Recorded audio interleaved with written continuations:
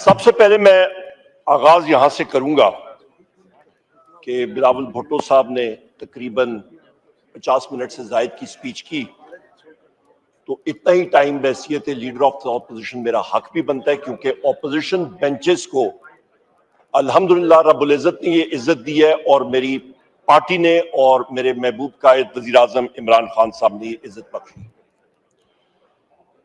जनाब स्पीकर, आपकी तवज्जो चाहूंगा कि इस वक्त यहां पे जो ये मसवदा पेश किया गया कौमी असेंबली में, जो सेनेट से यहां पे ट्रांसमिट हुआ, तो इसको जब मैं देख रहा था तो मेरे जहन में एक ही चीज आ रही थी कि इसके ऊपर आपका सेक्रेटेरिएट जनाब स्पीकर एक जुमला लिख देता तो ज्यादा बेहतर था। और वो जुमला ये है जनाब स्पीकर, वोट को इज्जत दो से बूट को इज्जत दो तक का सफर, ये जुमला होना चाहिए था। ना चवला मारो। जनाब स्पीकर, यहां पे ऑर्डर इन द हाउस कर लें। जनाब स्पीकर, जो मैं बातें करूंगा वो तल्ख इनको लगेंगी,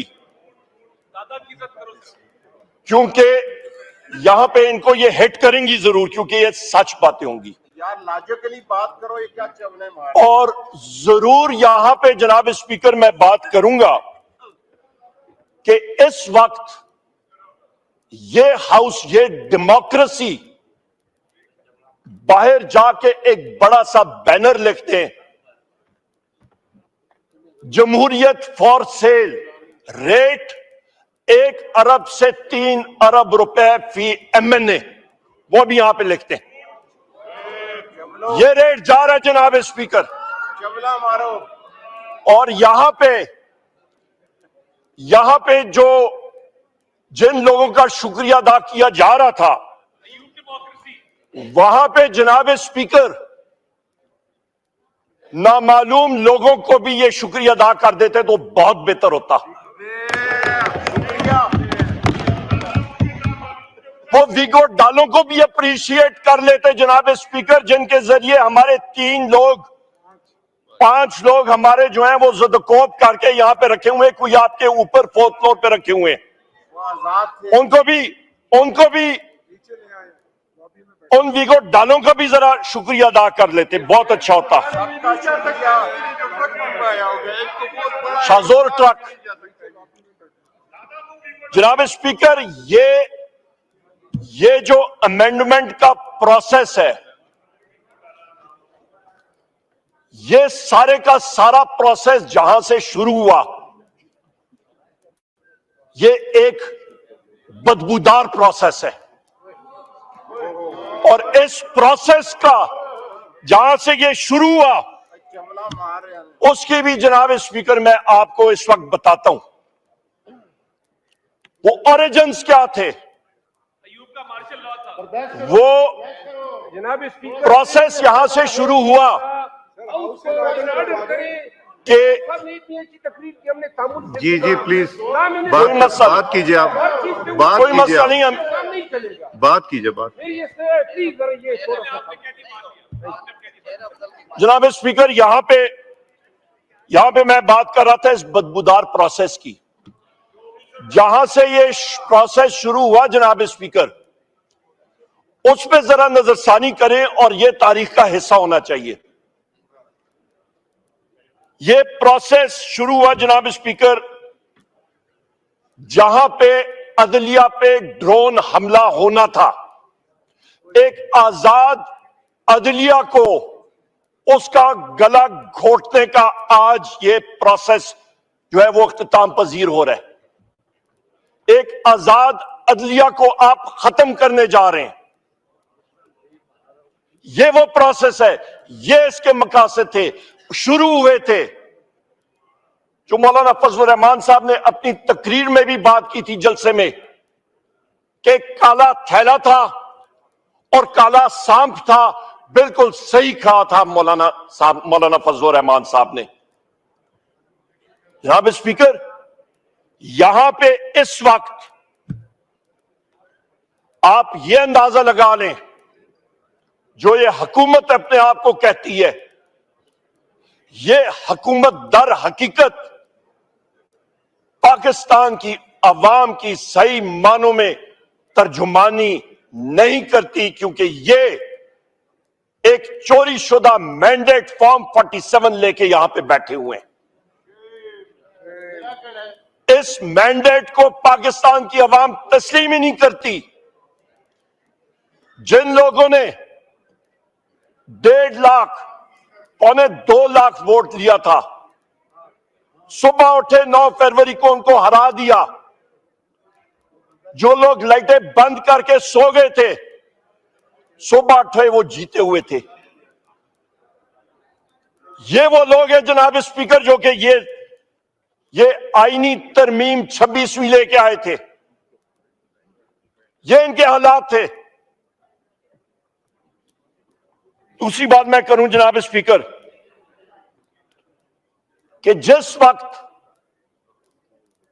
इसी हाउस पे, इसी डेस्क से मैं बैसियत ऑपोजिशन लीडर उठा और मैंने कहा जनाब स्पीकर स्पेशल कमेटी बनाएं, किस लिए कि एमएनएस के राइट्स और प्रिविलेजेस का तयन करें। हम लोग वजीर आजम इमरान खान साहब से अडयाला जेल में मिलने जाते हैं, वहां पे प्रिविलेजेस हमारे इस्तेकाक मजरू होता है। आपको मैंने खत लिखा, आपने उसको वापस किया, आपने कॉल को डिफाइन किया, आपने वहां से मुझे वापस उस खत पे लिखा और आपने कहा जी कि ये नहीं हो सकता।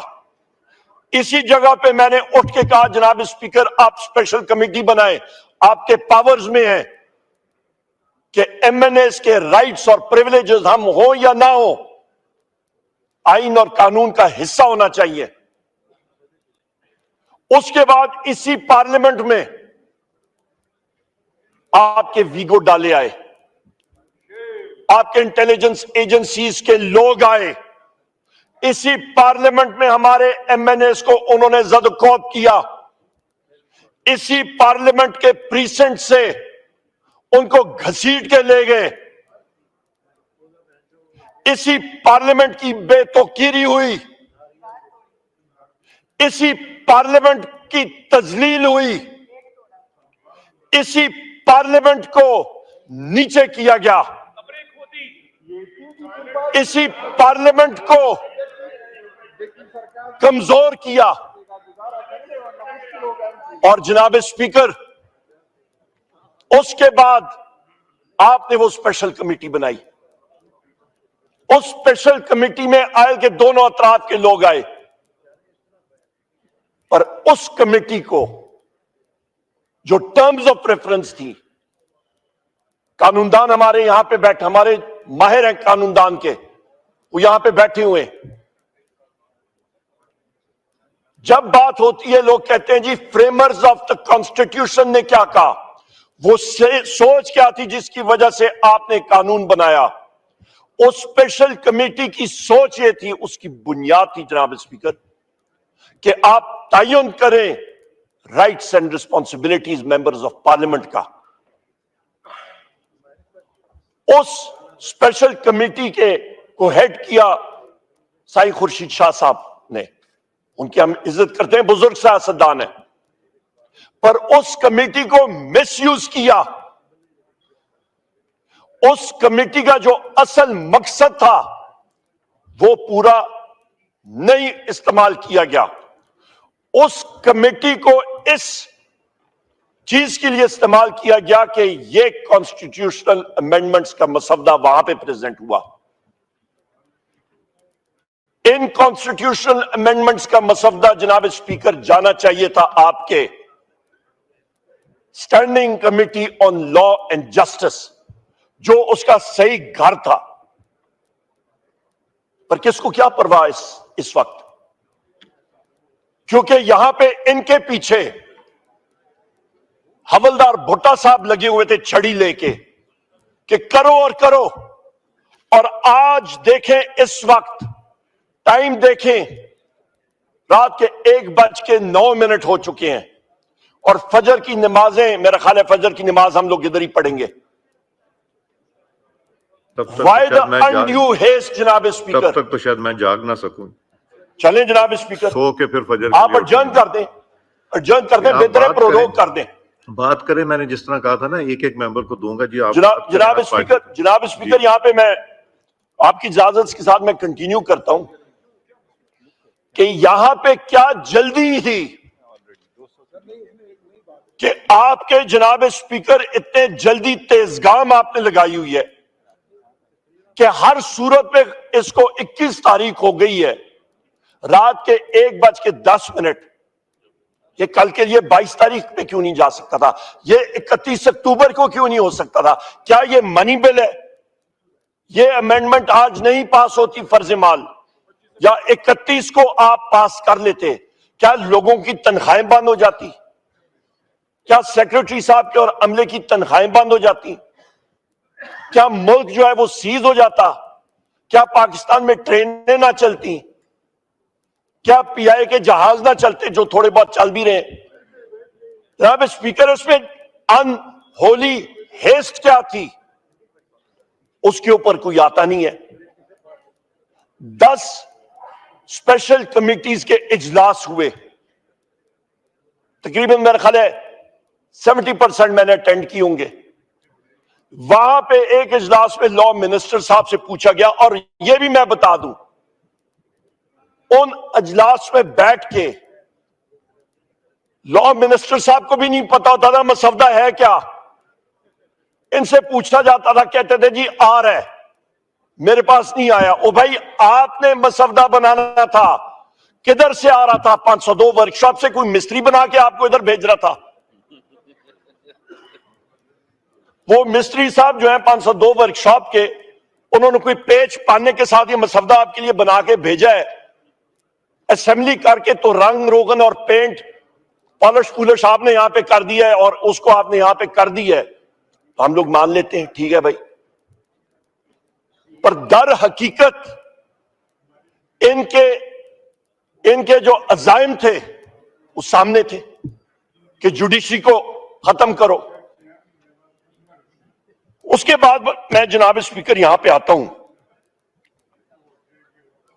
कि इस सारे प्रोसेस में जिस तरह हमारे मेंबरान को ज़द-ओ-कोब किया गया, मैं जरा आपको नाम लेके देता हूं। हमारे जनाब स्पीकर चौधरी इलियास साहब, उस्मान अली इधर आपके, इनको अगवा बराए तावान या अगवा करके फोर्स डिसअपियर्ड पर्सन करके इनको आज पैराशूट करके इधर लेके आ गए। और ये वो अशखास हैं जिनको वोट पड़ा है एक शख्स के नाम पे, वजीर आजम इमरान खान के नाम पे, इनका खर्चा भी कोई नहीं हुआ। उस टिकट के नाम पे इनके हल्की की अवाम ने इनको वोट दिया। मुबारक ज़ेब, इनका भाई पीटीआई का वर्कर था। मुबारक ज़ेब यहां पे बैठा हुआ है, इसको इन्फोर्स डिसअपियर्ड पर्सन करके आज इसको नमूदार किए। जनाब ज़हूर कुरैशी को इनका कोल्ड स्टोरेज का प्लांट था, बंद कराया गया, गैब कराया गया, इन्फोर्स डिसअपियर्ड पर्सन डिक्लेयर करके आज उसको नमूदार कराया है। आपके औरंगजेब खिची को इन्फोर्स डिसअपियर्ड पर्सन बनाया गया।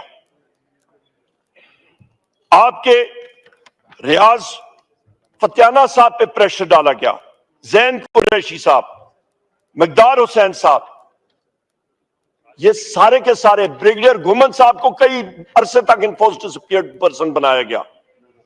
जनाब स्पीकर, इन लोगों को क्यों आपने ये किया? आदिल बाज़ई साहब एमएनए है, उनके प्लाजा 1 अरब रुपए का प्लाजा क्वेटा में मसमार कर दिया है।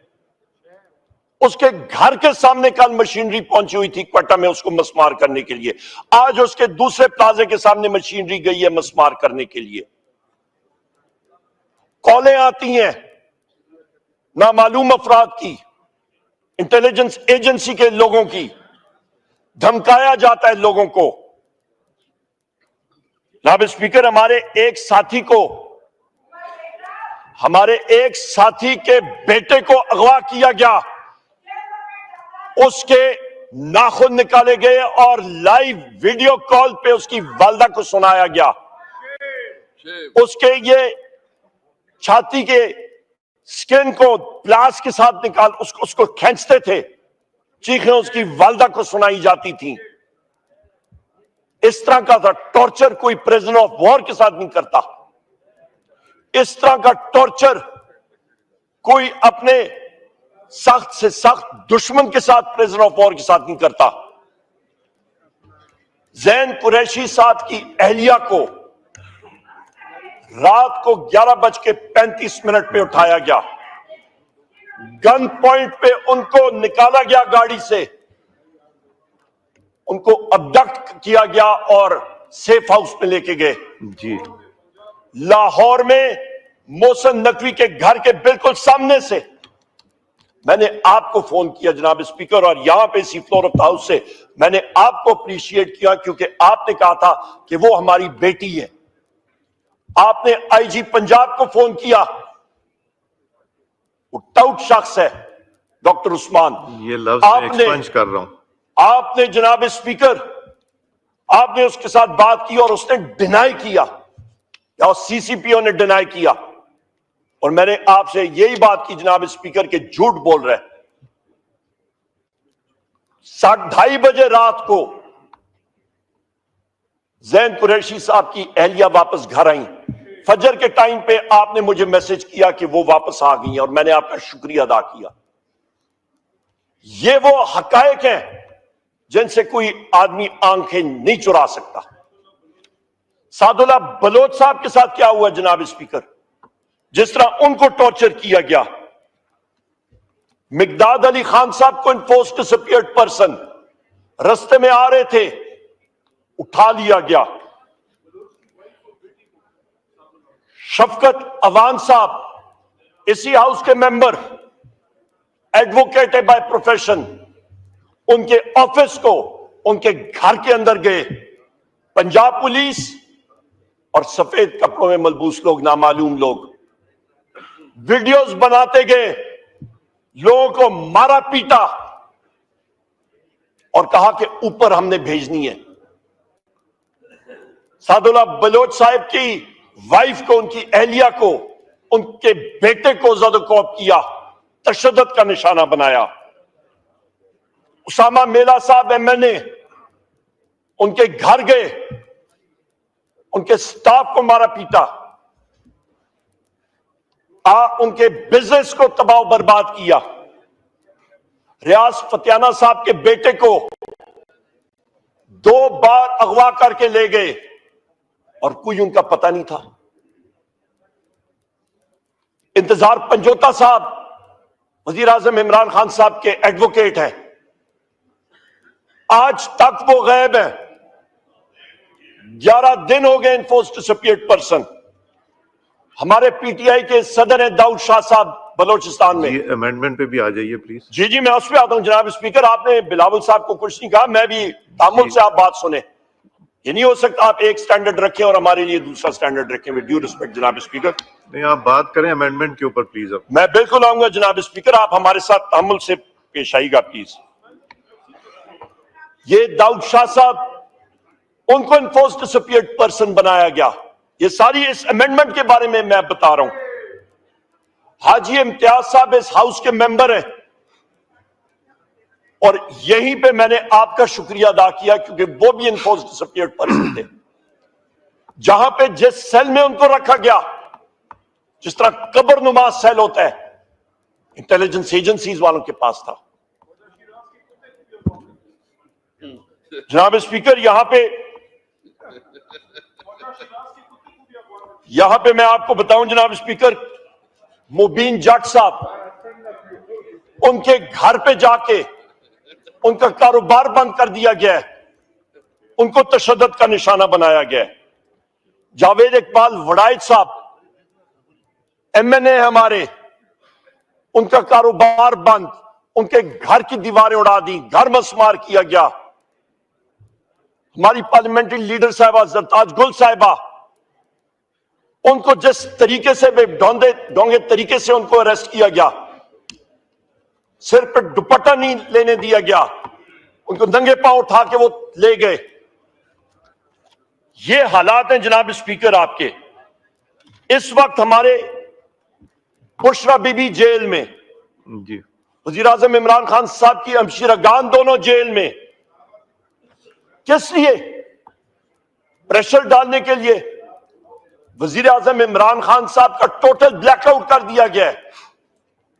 कल हमारा डेलीगेशन गया उनसे मिलने के लिए। उनको जनाब स्पीकर उनके सेल में 5 दिन से बिजली कोई नहीं है, ना कोई अखबार की फैसिलिटी, ना कोई टेलीविजन की फैसिलिटी। उनको बिल्कुल आइसोलेशन में रखा हुआ। जनाब स्पीकर, ये वो हालात है, वो वजीर आजम रह चुके हैं इस मुल्क के, और ये पहिया बहुत जल्दी घूमता है। जनाब स्पीकर, यहां तक ये भी सिर्फ नहीं, ये तो मैं पीटीआई की बात कर रहा हूं। मौलाना साहब के साथी यहां पे बैठे हैं। JUI के सेनेटर साहिबान को उठाया गया, उनको जदोकोब किया गया। यहां पे मैं आपको बताता चलूं जनाब स्पीकर, अख्तर मेंगल साहब के हवाले से, वो आज आए थे सेनेट में अपने मेंबरान देखने के लिए। अख्तर मेंगल साहब का रेजिग्नेशन उन्होंने आपको भेजा हुआ है, आपने एक्सेप्ट नहीं किया। बैसियत कौमी असेंबली, वो टेक्निकली इस वक्त भी कौमी असेंबली के मेंबर थे, उनको सेनेट की गैलरीज में नहीं अलाउ किया गया। क्यों? हम उनसे आपसे पूछते हैं जनाब स्पीकर, पार्लियामेंट हाउस का वो क्यों नहीं उनको अलाउ किया गया? क्योंकि नसीमा एहसान साहिबा उनकी सेनेटर जी, और कासिम रंजो साहब, उनके बारे में मैं बताता हूं जनाब स्पीकर। नसीम एहसान साहिबा हैं एलिया सैयद एहसान शाह साहब के। एहसान शाह साहब 5 बार वजीर रह चुके हैं बलूचिस्तान गवर्नमेंट में। जनाब स्पीकर, इनका सितंबर में इनको धमकियां मिलनी शुरू हुई। इनका पेट्रोल पंप सील कर दिया गया, जो इनकी जमीन थी उसकी अलॉटमेंट कैंसिल कर दी गई। इनका बेटा 15/10/2024 को बाहर से आया, उनको उठाया गया, इन्फोर्स डिसअपियर्ड पर्सन बनाया गया, अबडक्ट किया गया, और उसके बाद नसीम एहसान साहिबा का जो फ्लैट है C308 जी, उस पे उनको एक किस्म का मैसूर करके रख दिया गया। अख्तर मेंगल साहब के लोग उन्होंने भेजे उनसे मिलने के लिए। इस्लामाबाद पुलिस और सफेद कपड़ों में मलबूस लोग, नामालूम लोग वहां पे थे, उनको नहीं मिलने दिया। अगले दिन जी उमर साहब, अगले दिन जनाब स्पीकर, नहीं जनाब स्पीकर, ये मैं बर्दाश्त नहीं करूंगा, सॉरी। यहाँ पे ये सारी ये मैं कॉन्स्टिट्यूशनल अमेंडमेंट्स के बारे में बात कर रहा हूँ। बात कीजिए ना कॉन्स्टिट्यूशनल अमेंडमेंट पे। नहीं जनाब स्पीकर, ये कॉन्स्टिट्यूशनल अमेंडमेंट्स की बात हो रही है, यही बात होती है। नहीं जनाब स्पीकर, आपकी सारी तकरीर जितनी जनाब स्पीकर, आई स्ट्रांगली प्रोटेस्ट। हम लोग फिर यहाँ पे होंगे नहीं आप कॉन्स्टिट्यूशनल जनाब स्पीकर। आई एम सॉरी, ये हमारा हक है अमेंडमेंट में जनाब स्पीकर, ये हमारा हक है। नहीं, हक तो वही है ना। एटीट्यूड ठीक नहीं है इस वक्त जनाब रात के जनाब 1:30 बज स्पीकर, रहे हैं, यहाँ आधे पे घंटे से आप बात कर रहे हैं कॉन्स्टिट्यूशनल जनाब स्पीकर, ये गलत आप कर रहे हैं जी। आप कॉन्स्टिट्यूशनल अमेंडमेंट जनाब स्पीकर, मैं कर रहा हूं, मुझे आप टोके ना यहाँ पे। आई एम सॉरी, हम लोग पूरे बात करेंगे जनाब स्पीकर। अगले दिन शहबाज शरीफ का लंच था, वहां पे इनको नसीम साहिबा को कहा गया कि आपने हर सूरत जाना है, और इनको फोर्स किया गया कि वहां पे जाएं। इसके बाद जनाब स्पीकर, यो मिनट, जिस वक्त जनाब स्पीकर मेंगल साहब ने चेयरमैन सेनेट के साथ कांटेक्ट किया, उन्होंने मैं कुछ करता हूं, चेयरमैन सेनेट ने एश्योरेंस दी। उसका नतीजा यह था कि उसी रात उनको अगवा किया गया जनाब स्पीकर। कासिम, और आज वो नमूदार हुए। कासिम रंजो साहब के साथ क्या हुआ? जनाब स्पीकर, जिस दिन आपकी एससीओ की मीटिंग हो रही थी, उनकी जमीनों को सिंध में गैंगस्टर्स ने ऑक्यूपाई किया और रेंजर्स ने और पुलिस ने उनको तहफ्फुज दिया। जनाब स्पीकर, वो 14 तारीख को डायलिसिस के लिए शिफा इंटरनेशनल गए। सुबह 7 बजे, 8 बजे उनके बेटे ने कॉल की कि उनको अबडक्ट कर लिया गया है और पुलिस की गाड़ियां और मोबाइल्स आए हैं 2 गाड़ियों में और साथ 4 नामालूम अशखास थे और उनको ले गए। उनको और उनके बेटे को, मैं खुद वही सोच रहा हूँ, आईनी तरमीम पे तो बात ही नहीं कर रहे। जनाब स्पीकर, ये वो रुदाद है। जी हाँ। अली मोहम्मद खान साहब बैठ जाए। अली मोहम्मद खान साहब के नहीं जी हाँ, अली मोहम्मद खान वो साहब कह रहे हैं बैठ जाए। आईनी तरमीम पे बात करने लगे। जनाब स्पीकर, कौन सी वाली क्लॉज पे? यहाँ पे उनको और उनके बेटे को पिकअप कर दिया गया और उनको उस वक्त लाया जाता था जिस वक्त उनकी डायलिसिस होती थी। जनाब स्पीकर, आज उनको जिस तरीके से लाया गया, टिंटेड ग्लास की वाइट करोला में लाया गया और जिस तरह उनको उठा के सेनेट में लाया, मेंगल साहब को मिलने भी नहीं दिया उनसे। मेंगल साहब का ये मैसेज है यहां पे, उनका ये मैसेज है जनाब स्पीकर, ये पाकिस्तान की अवाम के नाम पे कि उन्होंने जमहूरियत को फरोग देने की कोशिश की, पर इस वक्त अख्तर मेंगल साहब इस असेंबली से, इस जमहूरियत से दिल बर्दाश्ता होकर उन्होंने अपना रिजाइन किया और उन्होंने कहा है कि हम लोग कैसे इस प्रोसेस का हिस्सा बने जब हमारे लोगों को दीवार के साथ लगाया जा रहा है और यह सलूक किया जा रहा है। मेरा यहां पे जनाब स्पीकर सवाल है, शहबाज शरीफ से यह सवाल है कि जो मैंने आज ये सारे केसेस आपको सुनाए, क्या ये सारे के सारे फैशिस्ट एक्शंस इनकी मर्जी से हो रहे हैं, इनकी ईमा पे हो रहे हैं, और या इनके ईमा पे हो रहे हैं जनाब स्पीकर कि ये कॉन्स्टिट्यूशनल अमेंडमेंट जो फोर्सफुली यहां पे लाई जा रही है, तो फिर शर्म आनी चाहिए, क्योंकि ये जमहूरियत को दफन करने के सारे अज़ाइम है। यहां पे जनाब स्पीकर, यहां पे फजल रहमान साहब ने जो मुस्बत रोल अदा किया हैसियत ऑपोजिशन के मेंबर के, हम लोग उसको अप्रिशिएट करते हैं। और यहां पे मैं कहता चलूं जनाब स्पीकर कि हमारे मेंबर, मेरे पीछे यहां पे शरफ अफजल खान मरवत साहब बैठे हुए हैं, इनके घर को मस्मार किया गया, इनके खिलाफ FIRs हैं। हम सब के खिलाफ एक नहीं, 2 नहीं, मुतअद्दद FIRs हैं। और वो किस लिए? लोगों को कॉलें आती हैं कि आप इस मसवदे को सपोर्ट करें। KP हाउस पे इस्लामाबाद पुलिस और रेंजर्स आती है, वो किस कानून के तहत जनाब स्पीकर? आपने तो धज्जियां उड़ा दी, आपने वफाक को कमजोर करके रख दिया। और किस लिए? वो कहते हैं कि अपने आधे पाव गोश्त के लिए आपने पूरी भैंस ज़बह कर दी। ये तो वो मिसाल है कि सिर्फ इस 26th अमेंडमेंट के लिए, इसके लिए आप ये ज़बह कर रहे हैं जमहूरियत को इसलिए आप खत्म कर रहे हैं। जनाब स्पीकर, हमने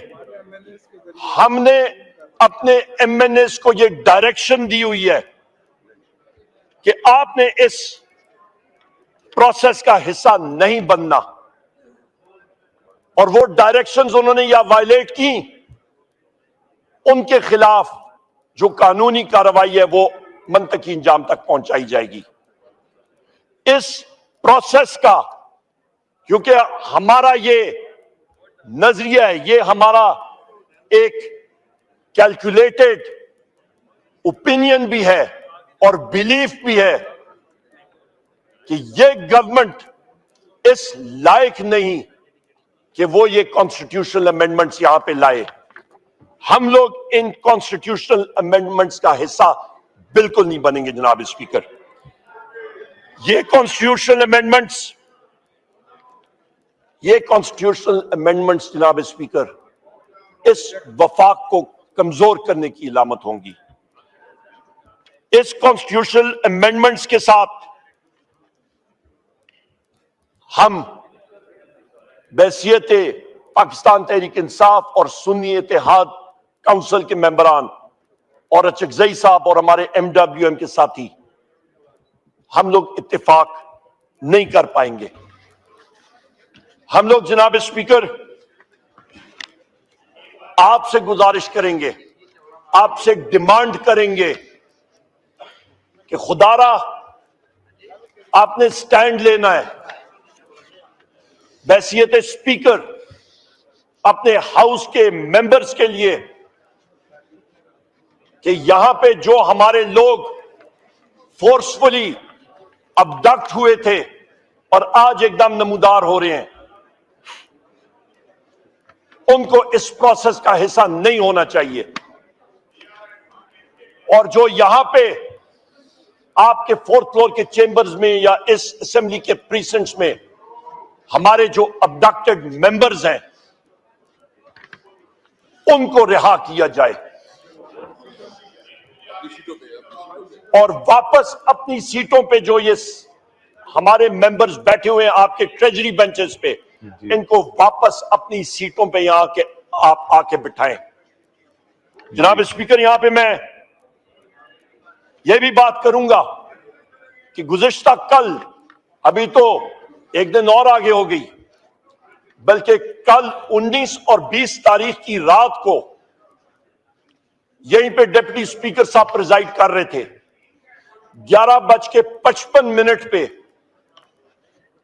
तिलावत कुरान शरीफ शुरू हुई, तो यहां पे इतनी जल्दी थी, अनहोली हेस्ट था कि आपके अमले के सार्जेंट एट आर्म्स मौलाना साहब को चेकें दे रहे थे कि तिलावत शॉर्ट करें। जनाब स्पीकर, मैंने कभी जिंदगी में ऐसे चीजें नहीं देखी।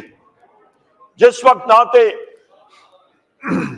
नात शरीफ नबी करीम मोहम्मद सल्लल्लाहु अलैहि वसल्लम की शान में यहां पे मौलाना साहब पेश कर रहे थे, उनको 2 बार 3 बार सार्जेंट एट आर्म्स और उनका अमला आके चट्टें दे रहा था कि आप जल्दी करें। ठीक जनाब स्पीकर, ये कहां का, यहां पे हम लोग अपने आप को कहते हैं इस्लामी जमहूरिया पाकिस्तान, पर जिस वक्त अमाल आते हैं जी, तो फिर ये हरकत होती हैं कि जिस वक्त तिलावत हो रही होती है तो चिट्टें दे रही होती हैं कि जल्दी करें, नात पेश हो रही होती है कहते हैं जल्दी करें, जिस वक्त ये तरामीम आ रही होती हैं तो फिर अनड्यूली हेस्ट के बारे में बात कर रहे होते हैं। जनाब स्पीकर, ऑपोजिशन के साथी यहां पे हम लोग जितने भी हैं, हम लोग कम से कम तारीख में सुरखरू होंगे। और ये लोग जो हुकूमती बेंचेस में बैठे हैं, जिन्होंने इस कॉन्स्टिट्यूशनल अमेंडमेंट को जन्म दिया, जिन्होंने इसको फरोग दिया, अपने नापाक अजाइम के लिए, तारीख इनको कोई अच्छे अल्फाज में याद नहीं करेगी। जी, थैंक यू। तारीख इनको ये याद करेगी कि ये वो लोग हैं जिन्होंने जमहूरियत को दफन किया। तारीख इनको याद करेगी कि ये वो लोग हैं जिन्होंने माइक खोले हुए मैंडेट के ऊपर पाकिस्तान की अवाम के ऊपर एक और कातिलाना जर्ब मारा। जनाब स्पीकर जी, थैंक यू। मैं यहां पे बोले कि जिस वक्त 18वीं तरमीम पेश हो रही थी, उस वक्त आपके साथियों ने यहां पे 9 महीने लगाए थे 102 आर्टिकल्स पे तरामीम के। आज जनाब स्पीकर इन 27 आर्टिकल्स पे अमेंडमेंट के लिए जी दिनों के अंदर अंदर इसको फाइनलाइज किया जा रहा है। जी ठीक है। जनाब स्पीकर, ये एक इंडाइटमेंट नहीं है, चार्जशीट नहीं है इस हुकूमत के खिलाफ, तो और क्या है? मैं आखिर में फिर कहूंगा, कहां 9 महीने की काविश और कहां पे 1 या 2 हफ्ते के अंदर अंदर खत्म करने की कोशिश, और वो भी यहां पे लॉ मिनिस्टर को भी नहीं पता कि वो मसवदा है क्या। थैंक यू उमर साहब। बिल्कुल